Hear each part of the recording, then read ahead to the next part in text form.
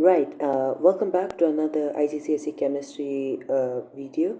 Again, I'll be following the syllabus order here, and today we are on video 5, which is on chemical energetics. Now, over here you're really only dealing with two things, exothermic and endothermic reactions.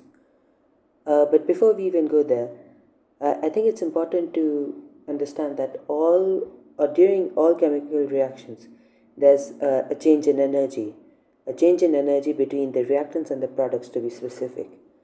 And usually either energy is taken in or given out.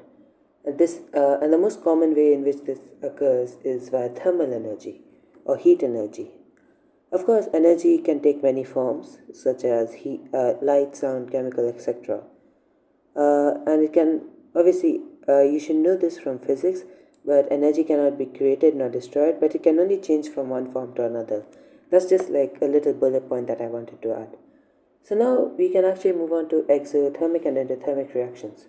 Focusing on exothermic first.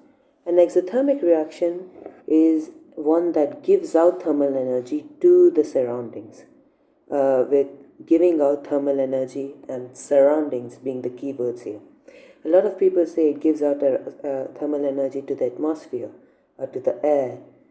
If you write that, you might be penalized by the examiner because you're being too specific. And you'll understand what I mean when we look at some examples. So yes, during burning or combustion, which is an example of an exothermic reaction, thermal energy is given out into the air. But for example, something like respiration, it's not given out into the air, rather it's released, and your cells make use of the energy for other activities. So surroundings, by saying surroundings in the definition, you're being very general. It sounds general, but you're actually being more specific in a way.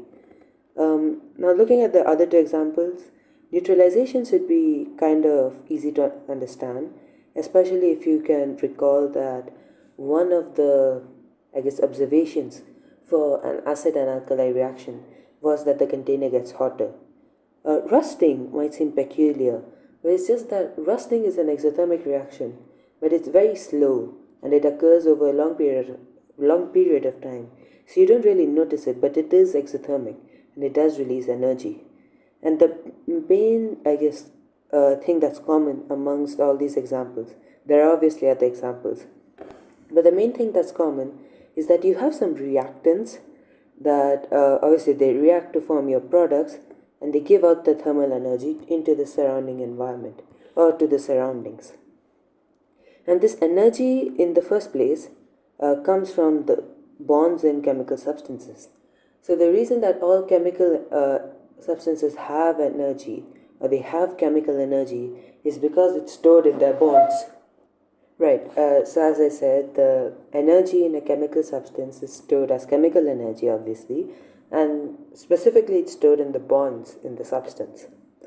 Now you can actually, first off, in an exothermic reaction, based on how we have defined it, if you think about it, it would make sense to say that the products have less energy than the reactants, because yes, energy is conserved between the reaction as a whole, but some of the energy is being given out into the surroundings rather than being in the bonds of the products.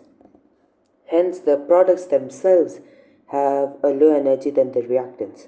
And you can represent this using something called an energy level diagram, which is as shown below, with energy at the y-axis, and the red arrow indicates the change in energy, or the energy that's given out into the surroundings.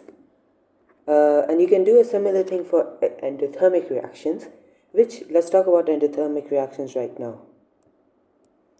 Right, so here we have endothermic reactions. Now, an endothermic reaction is the exact opposite of an exothermic reaction, where endothermic reactions actually take in thermal energy from their surroundings rather than releasing it. And a few examples of endothermic reactions are the reaction between ammonium chloride and barium hydroxide. And If you've ever done this in a lab, you'll know that it produces a really foul smell. But at the same time, the beaker in which the reaction occurs becomes really cold to the point where water actually starts condensing on it, and sometimes it freezes. It froze once in the lab when we did it back when I was in school. The second example of endothermic reactions would be photosynthesis. Now, I describe photosynthesis as the exact opposite of respiration because chemically they are different. Well, they're chemically different in the sense that they're kind of the opposites of each other. The reactants of respiration are the products of photosynthesis, and vice versa. So, and the same goes with how energy changes occur in both the reactions. And the final example of endothermic reactions would be chemical decomposition. The most popular of this would be calcium carbonate. Just a second. Right, calcium carbonate, which is CaCO3, which when you heat it up, or when you apply heat to it, maybe let's say you burn it in a crucible, it's going to break down to form calcium oxide, CaO plus it's carbon dioxide, CO2, and this should, this is already balanced. So this is an example of an endothermic reaction because you need this initial absorption of heat energy. Right, as I was saying, you need this initial heat energy for the reaction to actually occur, which is why this is an endothermic reaction. Right. So you can also, okay, I forgot to write this down, just a second. Right, so this is the general quote-unquote formula for endothermic reactions, where the reactants need the thermal energy in order to form the products, and thus for the reaction to occur. So based on all the definitions and examples we have looked at, you can say that in an endothermic reaction, the product actually has more energy than the reactants. So it's the opposite of exothermic reactions, because energy has to be taken in. Right, sorry, there I made another mistake. So yes, similar to how the energy level diagram was for reactants, for exothermic reactions, the red arrow shows the change in energy, except that over here it shows the energy that is taken in. And obviously you can see from the diagram that products have more energy than reactants. So the total energy is still the same. It does not change because energy cannot be created or destroyed, it's conserved. But because energy itself is absorbed in reactants, or rather, I should say, additional thermal energy is absorbed from the surroundings on the reactant side, you could say that the products at the end actually have more energy than the reactants alone. If you were to compare reactants and products alone on their own, without the additional energy from external sources. Right, so that's the energy level diagram for endothermic reactions. Now we come to a bit more of a technical aspect of this chapter, or we come to the more technical aspect of this chapter. Right, so now we come on to the second part of chemical energetics, which involves interpreting reaction pathway diagrams. Now these are similar to the energy level diagrams that I showed before, but you'll notice that they show more detail. Let's look at the one for exothermic reactions first. You'll notice that there's actually, while yes, reactants are kind of above products to show that they have more energy, they also have a bit of a bump over here, and that's to show something known as the activation energy. Now, the activation energy is the minimum energy that colliding reactant particles must have in order to react in the first place. And that is to say that before the reaction can even occur, the reactant particles basically need to absorb energy over here. So over here they absorb some energy, some thermal energy. Yeah. And once they reach this point, they have enough energy to begin bond breaking. at which point they release more energy. Right, so at this point here, they can start breaking bonds, which involves releasing energy. Uh, well, you need a bit of a background here to actually understand what's going on. So let me just quickly explain. Basically, all reactions involve two things. They involve bond breaking, where the molecules of reactant particles are broken, of the reactants are broken down, and they involve bond making, which is when the broken down parts of the particles are put back together. Now, bond breaking is inherently endothermic. It's inherently an endothermic process, while bond making is inherently an exothermic process.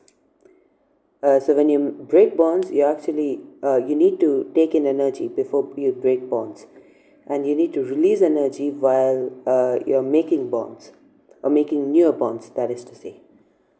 So when we say that a reaction is exothermic, it would be more accurate to say that your it would be more accurate to say that the energy taken in for bond breaking uh, is less than the energy given out for bond making. Or, in other words, the energy that is given out for bond making is more than the energy that is taken in for bond breaking. And you can apply the same logic for endothermic reactions, which is just a roundabout way of saying that all reactions are technically endothermic and exothermic. It's just a matter of comparing how much energy I take in compared to how much energy I give out. And from this, we have reaction pathway diagrams where we get two main things that aren't present in energy level diagrams. The first is activation energy, which I already touched upon, and the second is something known as enthalpy change, which is this thing right here. H is used to represent enthalpy, while the symbol for delta, which is this thing, shows change. So enthalpy change. The enthalpy change for a reaction is just the overall energy change in a reaction. So you can see that as I go from a reactant to a product, the overall energy change is represented by this distance, while this distance here represents the activation energy only. And you can, for all exothermic reactions, the enthalpy change is equals to a negative value. And there are actual calculations that you can do for this. But the point is that it's a negative value. Now let's come on to the energy pathway diagram for an endothermic reaction. Again, products are more energy than reactants, and this is the activation energy. The enthalpy change for endothermic reactions is always a positive value. So the overall change is positive in endothermic reactions, and this is we will touch upon what this means more when we cover bond energies in a few minutes. But the first thing I want to deal with, the main thing that I want to deal with now, is the source of activation energy in a lot of these reactions. Right. So the source of the activation energy, which itself is just energy from the surroundings, but it can come in different cases for different reactions. In most cases, and a lot of cases, the surroundings itself just have enough energy, or enough sufficient energy, so you don't really need to worry about doing anything extra.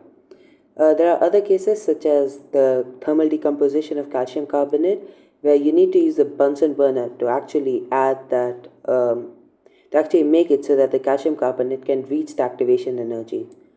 There's another example where, for example, where a mixture of hydrogen and oxygen can react together with just a single spark or with just a few sparks. So that little bit of energy in that spark is enough to reach the activation energy. And then there are some endothermic reactions again that have a high melting point. See, that have a high heating point. Sorry. So, or high activation energy. So you just need to constantly heat them, either again on the Bunsen burner or in some other method, in order to just create, or in order to ensure that the reactants reach the activation energy. But these often differ. Again, I want to reiterate, bond breaking is endothermic, while bond making is exothermic. And with this, I think we can make a good segue into bond energies, which is a bit more of a complicated topic. Not really, but it's something you can do.